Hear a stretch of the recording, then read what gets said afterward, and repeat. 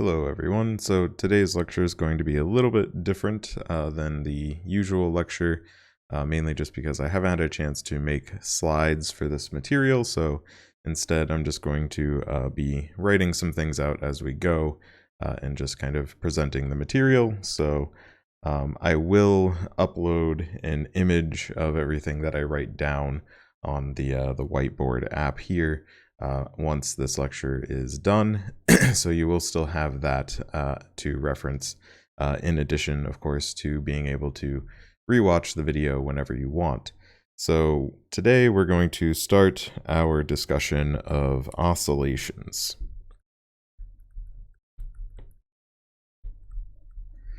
And so before we get into oscillations, let's talk about how oscillations can arise here. So let's consider we have some wall there, and then we've got some frictionless surface here.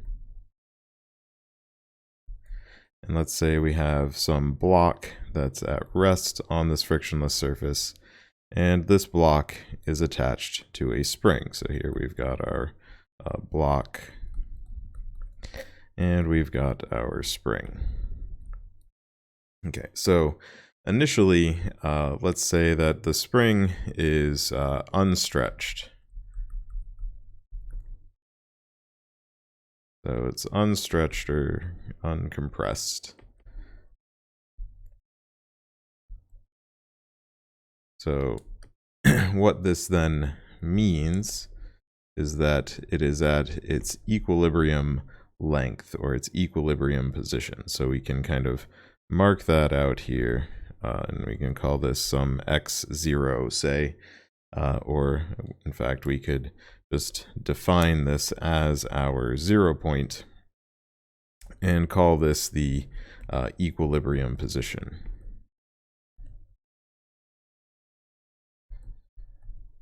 Okay, so if we were then to take this block and grab onto it and stretch it out to some other distance, so let's say we come down here, we'll redraw our picture, draw that a little straighter here.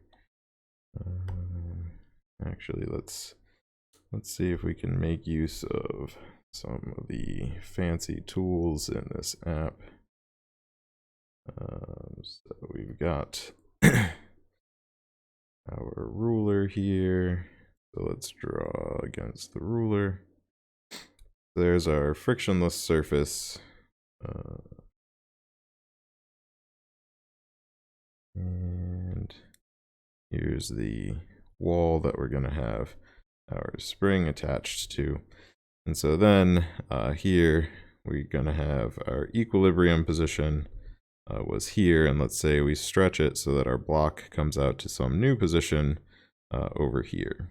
And so now our spring that we had has been stretched out.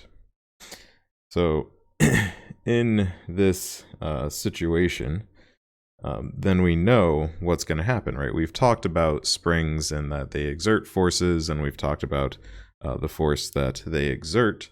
And we know that a stretched or a compressed spring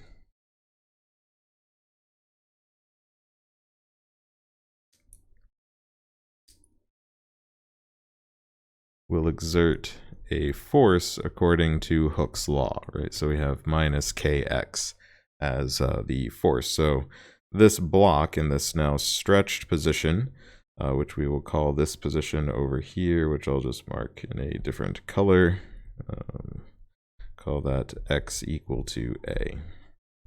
So that's going to be the distance. We've stretched it some amount. And we know then that there's going to be a force acting on that block, right? So right now, if you were to draw well, let's start up here. Let's draw a free body diagram in this situation up here. So for the block at its equilibrium position, you're going to have the normal force from the surface, and you're going to have the force of gravity acting on the block, and then that's it.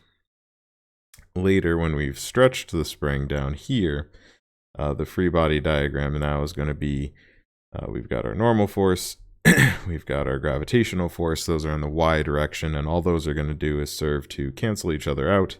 And then we're going to have this spring force here that is pulling the block back in the negative x direction, as seen from this perspective, the way we've drawn things here. And so from this, we know that there's going to be then a net force in the x direction, which is equal to this force from the spring, which is equal to minus kx, and that's going to be equal to the mass times the acceleration of the block. And so this is just telling us then that there is a net force, so there is an acceleration. Right, so that shouldn't be hopefully a big surprise to any of you at this point. When we have net forces, there are accelerations that are going to take place. So if our surface is then frictionless, of course, the block is going to respond to this net force. It's going to start moving back in the negative x direction, and it's going to start to accelerate. So our force here does depend on the exact position. So the force is going to be changing over this motion. So we can't necessarily use our kind of usual kinematics equations to solve this problem, right? Because we're not going to have a constant acceleration. Our acceleration is going to be changing in time. And we will see exactly how it's going to be changing in just a little while. But at first, we're just going to talk about things kind of theoretically here. So the block will experience a force. So now let's see, we've got that let's switch over to a different color here. So the block gets pulled to the left and it will accelerate, right? Now, when it gets back to the equilibrium position, now, let's see, let's bring out ruler again. So come down here and get a nice line. Okay. So if we kind of redraw our situation there, so there's our frictionless surface. Need to draw in our wall over here.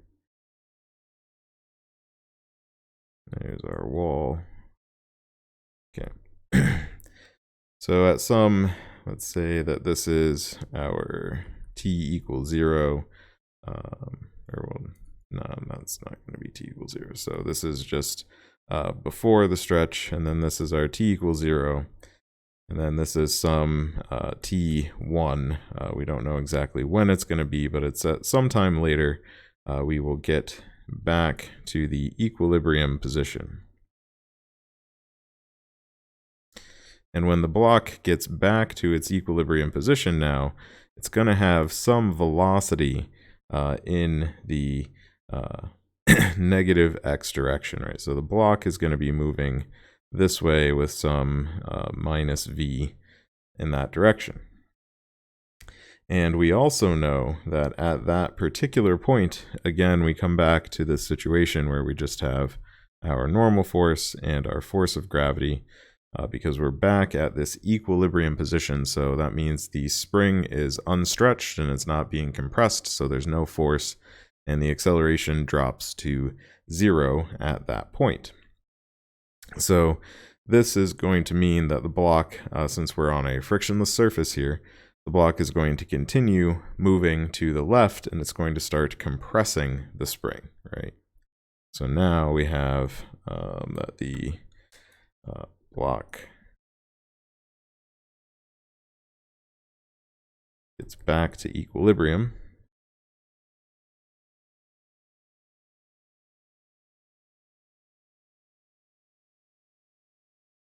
Starts to compress the spring.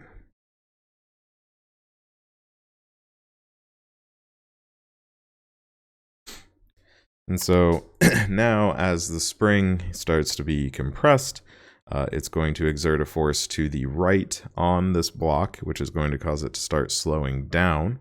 And eventually it's then going to come to a rest, right? So the acceleration being in the opposite direction of the motion is going to slow it down, and it's going to, in fact, come to rest when it gets to some point that is at minus a.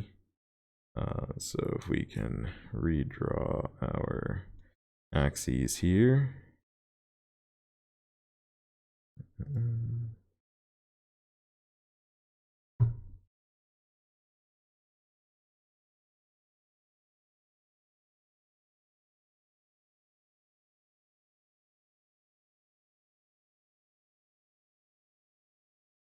Okay.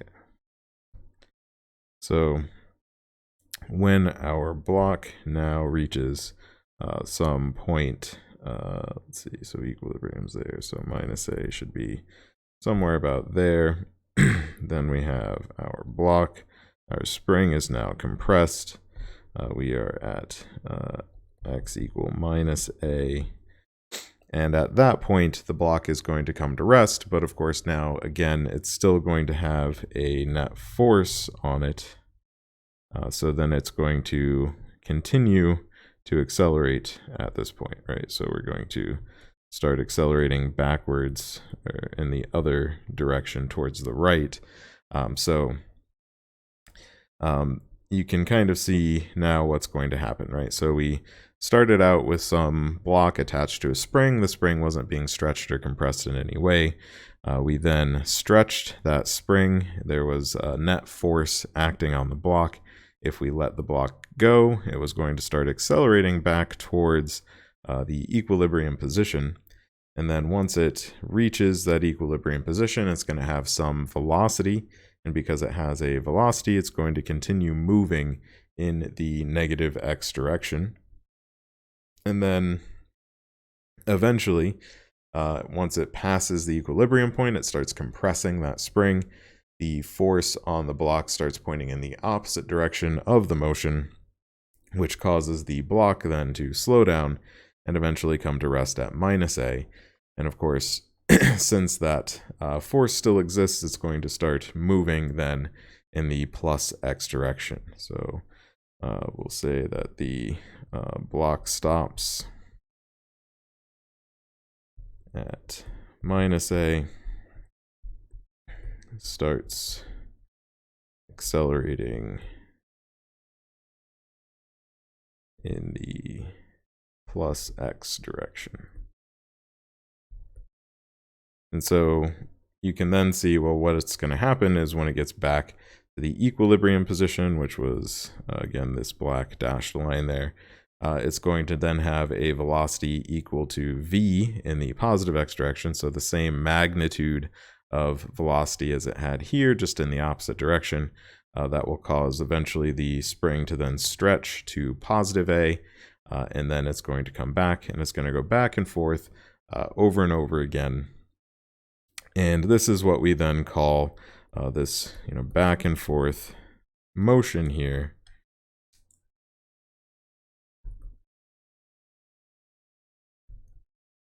Is what we refer to as oscillation.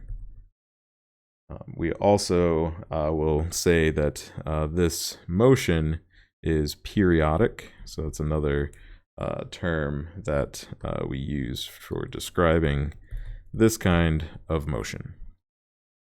Okay. So we can also glean a few features of this kind of motion here. So the amount of time, since the forces kind of have this symmetry, right? So we have kind of the same behavior in the force on this part of the motion and on this part of the motion. It's just that the direction of those forces change. So we reach a maximum force out here where it's pointing to the left. We go through 0, and then the force starts pointing to the right. We reach a maximum force to the right, and then that behavior kind of flips around.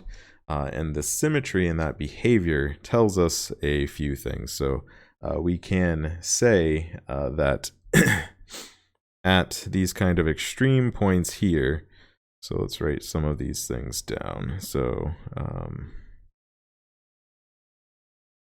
at x equal plus or minus a, we know that our velocity is equal to 0, but our acceleration is a maximum.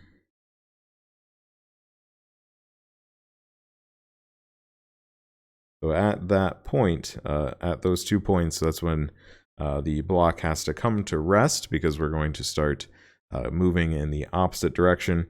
And so we have 0 velocity, and since that's corresponding to the 2 points of, we have the maximum stretch and the maximum compression, that means our force is going to be a maximum there. And wherever force is a maximum, our acceleration is going to be a maximum. We can also say that at x equals 0, our velocity is equal to a maximum, and our acceleration is equal to 0. And we can see how this must be true, because if our acceleration wasn't 0 at that point, then our velocity would still be changing. So we would have a changing velocity, so it wouldn't be at the maximum point. So since our acceleration there drops to 0 for just that brief second as it passes through equilibrium, then we reach the maximum velocity at that point. Okay. Let's see. Right. So when we talk about oscillations, we need to define some terms here. So one of them we can define is, let's see, the amplitude. Well, let's see, we'll start with displacement. And this is going to be our distance away from equilibrium.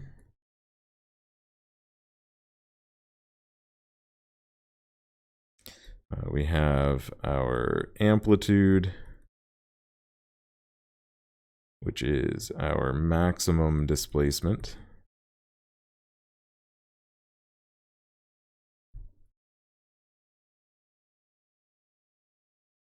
And so we have the amplitude of our motion.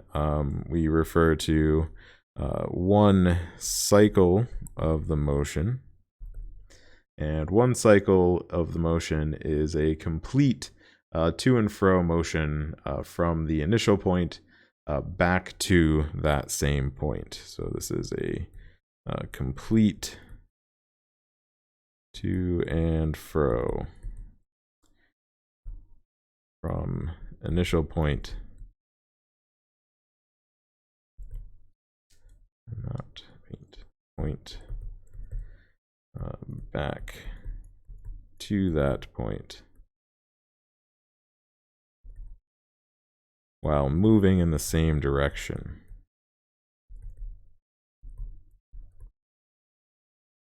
And so this is a point that people frequently get kind of hung up on. So in our case, if we go back up looking at our spring example here, so if we're starting at x equal a, then one complete cycle would take us all the way to minus a, and then so we would go back through equilibrium to minus a, and then all the way back to plus a.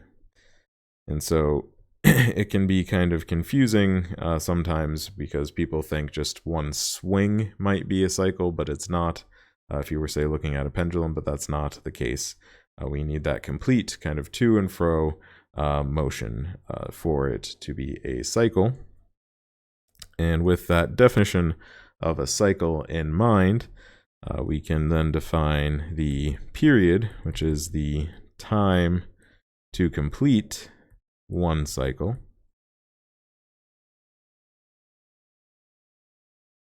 And we can define the frequency, which is the number of cycles per unit time. So when we use the kind of SI units for these things, our frequency is going to be in hertz and our period is going to be in seconds. So let's see. We can look at a quick example here. Let's say if we have so just to kind of get used to working with our equation for the spring force, again, Hooke's law. So we can look at an example. So I'll do the examples here in orange. So we have a family of 4 with a total mass of 200 kilograms stepping into their 1,200 kilogram car, and the springs compress by 3 centimeters. And so in part A, we want to know what is the spring constant of the car's springs.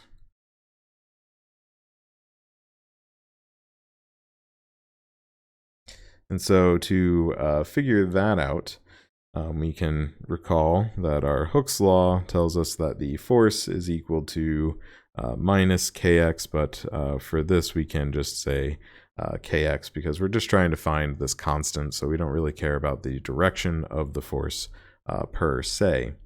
Now the interesting thing is that when we're talking about masses on springs, we can kind of define our equilibrium position to be anywhere we want. So what we can say is that in this situation, the car was sitting there and the springs were already supporting the weight of the car. And so the compression that we see in those springs is only due to the addition of the family's weight. So compression of 3 cm is in response to the family's weight.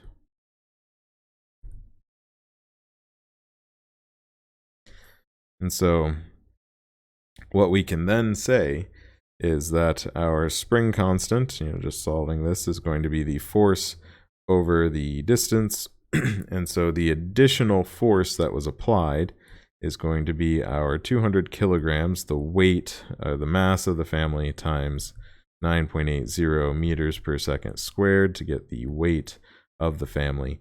And then we know that it compresses by about 10 to the minus 2, 3 times 10 to the minus 2 meters. And if you plug in these numbers, that should work out to something like 6 times 10 to the 4 newtons per meter. And so that is our spring constant for the system of springs in the car. And then we can say for part B, how far will the car lower if loaded with 300 kilograms rather than 200 kilograms? So how much compression for 300 kilograms. So again, we're going to be using our Hooke's law equation, but this time we're just going to be solving it for x. So that's going to be the force over k. And so then we can say this is 300 kilograms times 9.8 meters per second squared, divided by the spring constant that we found above, 6 times 10 to the 4 newtons per meter. And so if we plug in these numbers, we should find that they will compress by 4.5 times 10 to the minus 2 meters. Okay. All right, so the kind of motion that we were describing, let's come up somewhere up here, and come back up to the top a bit and go over. Okay.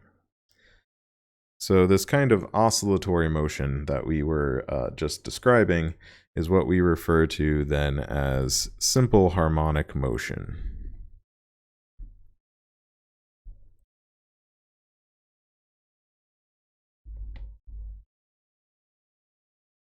So the idea here is that the system, once disturbed, will continue to oscillate, and the simple harmonic motion occurs whenever we have the force being directly proportional to the negative of the displacement. Okay.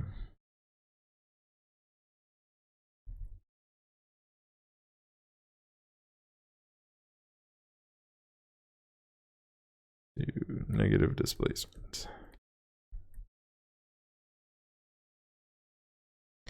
And so in these situations, the things to remember is that our force is not constant.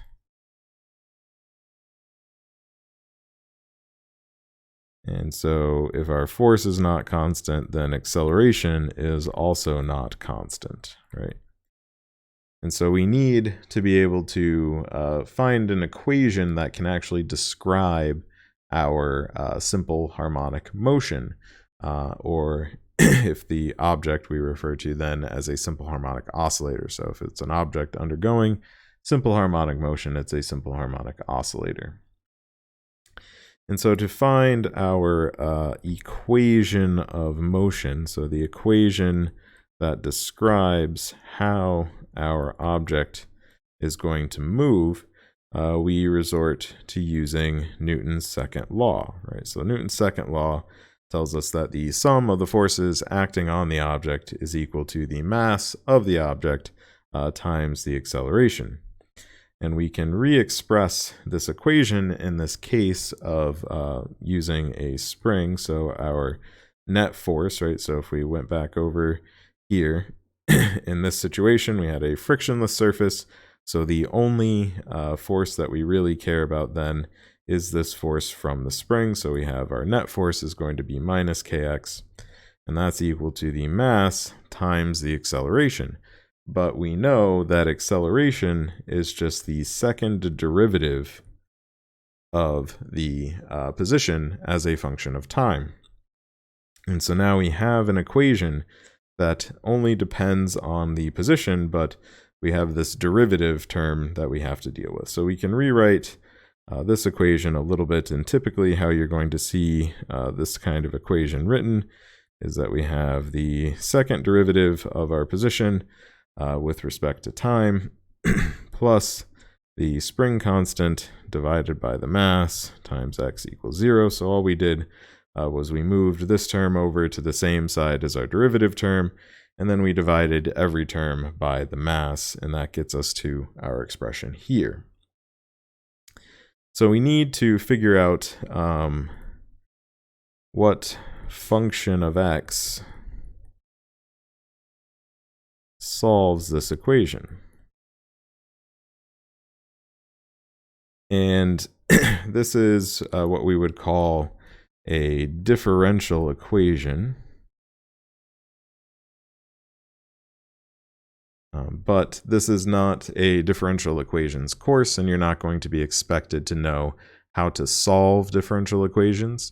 But we can say that I'm going to claim that the solution to this equation is the amplitude term here, cosine of some omega times t plus phi.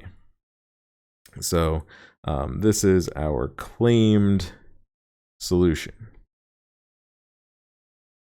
And we can see whether or not this is actually a solution just by saying, well, if this does solve this equation, if I plug it in for x in this equation up here, then everything should sum to 0. So let's find our derivative.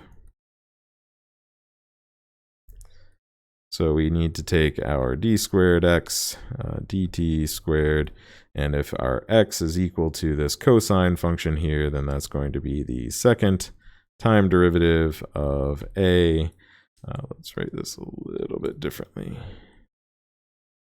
a cosine of omega t plus phi.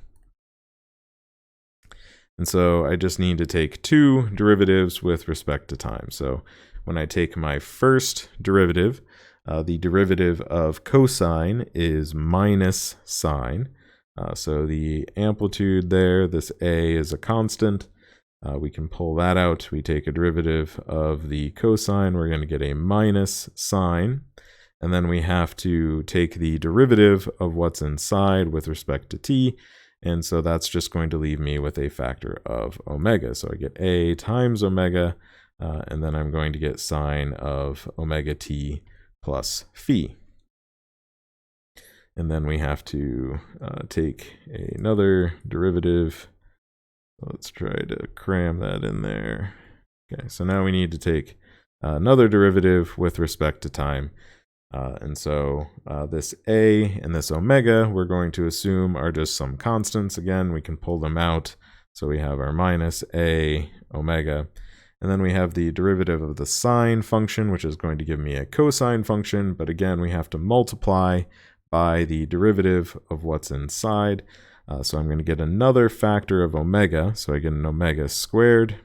And then I'm going to have cosine of omega t plus phi. Okay, so now I have an expression for that derivative term. So let's plug that in to this equation up here. So we come down, we're going to plug in our expression. We've got minus a omega cosine of omega t plus phi. Then we have plus k over m times a cosine of omega t plus phi equals 0. So obviously we've got a lot of similar terms here, so we can factor those things out and leave just, so we've got an a, we've got a cosine term, we can factor that stuff out, and we get k over m minus omega squared times a cosine of omega t plus phi is equal to 0. So if we look at this equation, our cosine function is an oscillatory function. And so this means our cosine here will vary between plus and minus 1, right? So that's what the cosine function does. And for this expression to be true, we need it to be 0 at all times, right? So since this is a varying function and we need this expression to be 0 at all times, we can't count on the cosine function always being 0, right? It's going to be somewhere between 1 and minus 1, and so it will be 0 sometimes, but not all the time. The amplitude is, of course, this a is a constant, and if it was 0, it wouldn't be a very interesting equation because then nothing would happen at all. And so what this tells us is that, right, because if we go back here, so if a is 0, then our displacement is 0 for all time, and that's not very interesting. And so then this term has to be 0 to solve the equation. So in other words, our x equals a cosine omega t plus phi is a solution as long as omega is equal to the square root of k over m, or omega squared equals k over m, whichever form you would like to express that in. So we now have an equation that can describe the position of our simple harmonic oscillator at any given time once we have the omega value and the phi value and the amplitude A. And so that is what some of these things are equal to. So let's talk a little bit about those. So A is our amplitude. And so we introduced that. And then let's see, we've got omega, which is what we call the angular frequency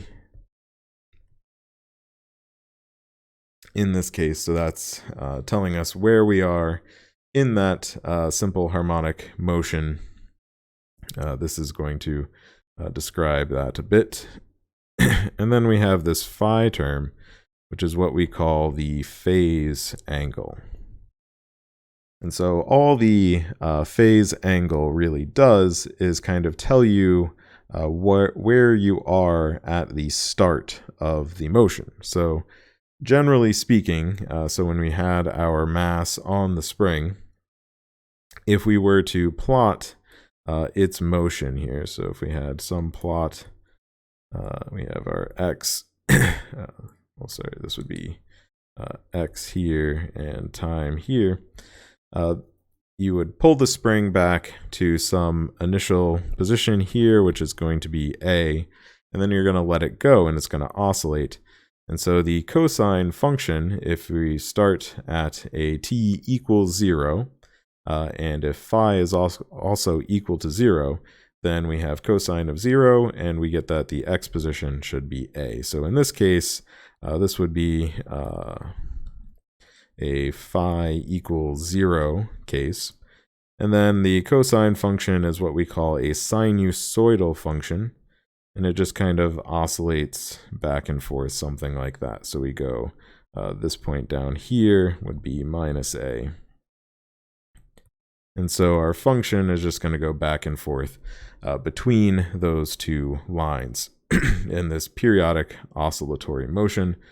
So we'll just say cosine is a sinusoidal function.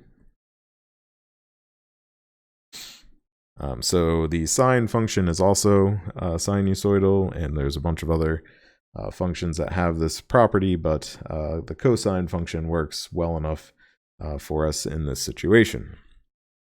So this would be a phase angle of 0, but we can imagine some other cases here. So let's say we draw another picture here where we have, again, our time axis and our x-axis.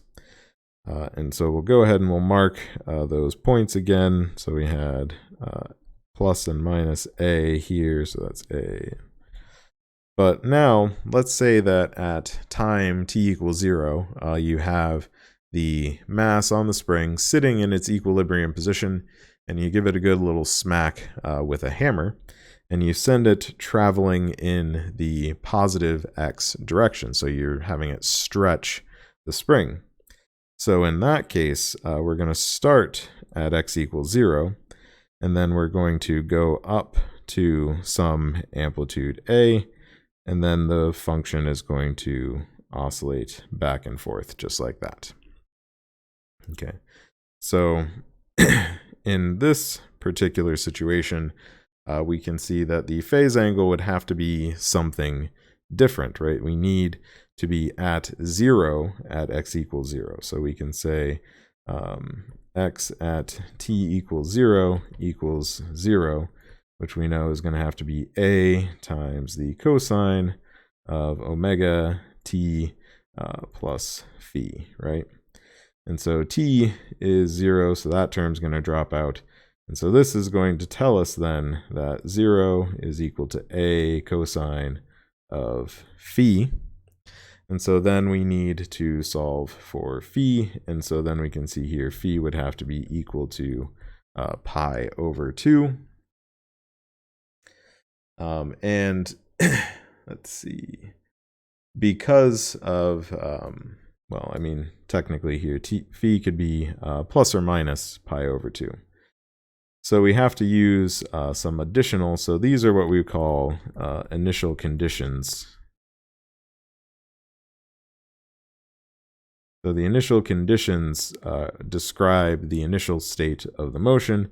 And so what we also know is that our velocity is positive at time t equals 0, right? So v is greater than 0 at t equals 0. And we can write out what our velocity function actually is, right? So we can say, well, if I know my position function is this a cosine omega t plus phi, then we know that the velocity is the first derivative of that position function, and we already worked out what that first derivative was way back up here.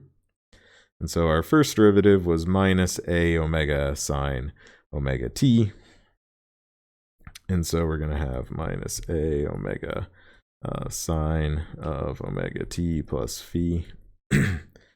And then we can say, well, at our t equals 0, this, again, that term's going to drop out, so we get minus a omega sine of phi.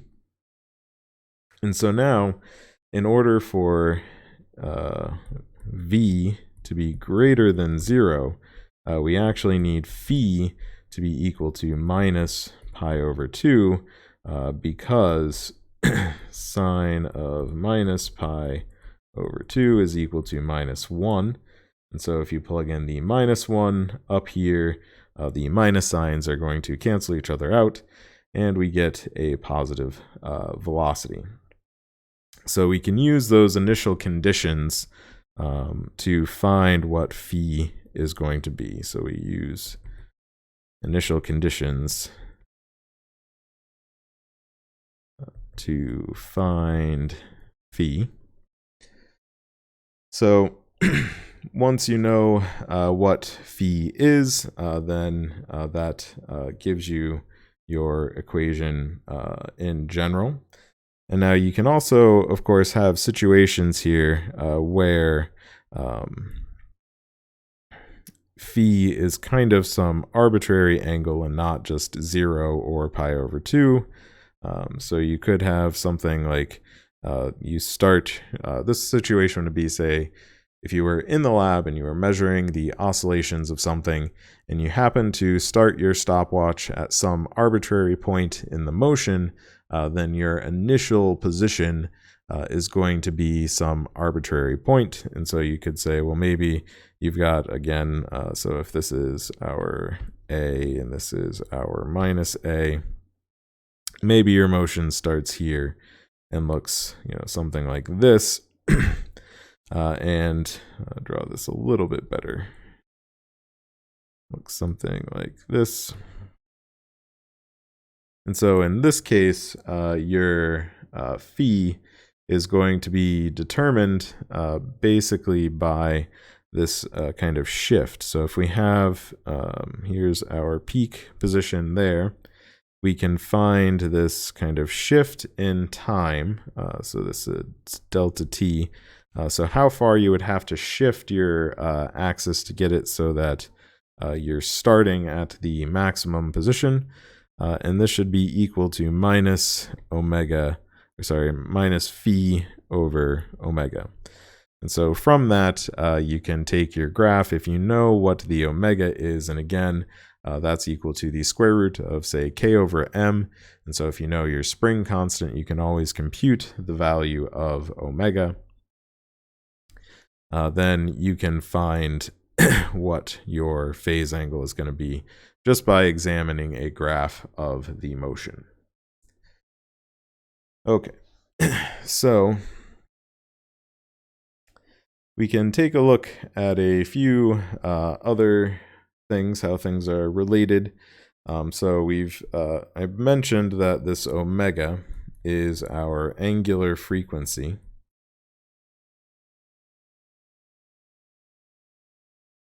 And what that means is the time. So let's say let's look at our function here again. So x is equal to a cosine of omega t plus phi, right? And for simplicity, for right now, let's just say that phi happens to be 0. So what we can do is we can say, looking at this expression, we know that the period, so if t equals the period, then the inside of this, this omega t has to be equal to 2 pi, right? That's how we get back to that initial position that we had. And so we can say then that omega t is equal to 2 pi. And from this, we can then see, well, omega is equal to 2 pi over the period. But we can also recall that our period is 1 over the frequency. And so we could write that our angular frequency there is 2 pi times the regular frequency of the motion. Okay. So then this gives us a couple of different ways that we can then write our position function here. We can write it as the amplitude times the cosine 2 pi over the period times t plus our phase angle. Or we can write a is equal, or a cosine of 2 pi frequency times the time plus phi. All right. Let's see. And if we take these expressions that we had here and we come down and we can say, well, we know that omega was equal to the square root of k over m, right? But then we also know that omega is equal to 2 pi over the period. And so from this, we can take just this part of it here. And if we multiply both sides by t, divide both sides by the square root of k over m, we get that the period is 2 pi times the square root of m over k. And we can do a similar thing with our frequency equation there. So we have, this is 2 pi frequency, but it's also square root k over m. So that means that the frequency is 1 over 2 pi times the square root of k over m. Okay. So this is the frequency then of our oscillations. And in this form here, when we have this written out, this is what we would call the natural frequency. And we specify this because you can have motion that is periodic, that is being driven by some outside force that would go against what the natural frequency is. Okay, so let's do another quick example here, and then we will end this particular lecture here. So we can say, revisiting kind of the idea of car springs, revisit previous example. So that was the car with the family and the springs being compressed. We want to now determine the period and frequency of the car after hitting a bump. And we can assume that the shock absorbers are so poor that the car really just oscillates up and down. So we want to determine period and frequency of oscillations of the car. Okay, so we've already determined what the spring constant is. So our spring constant that we found before was this K, and that was found to be 6.5 times 10 to the 4 newtons per meter. We then have our mass of the system. So this is our system mass. So that's going to be our family plus the car. So that's 1,200 kilograms for the car, 200 kilograms for the family. So we have this 1,400 kilograms. And so then we can use these expressions that we just worked out. So you have 2 pi times the square root of m over k. It's going to be equal to the period. So that's 2 pi times the square root of 1,400 kilograms divided by 6.5 times 10 to the 4 newtons per meter. And if you plug this in, this works out to 0.92 seconds. And then we can find our frequency as just 1 over the period. So that's 1 over 0.92 seconds. And if you plug that in, this comes out to about 1.09 hertz. Okay, so that is where we will end things for today. And then we will pick up next time with just kind of explicitly writing down some expressions that we've kind of already written down, but we will kind of formally write things down. And then we will discuss the energy of the simple harmonic oscillator and some other points, such as its relation to things like uniform circular motion. So, until next time.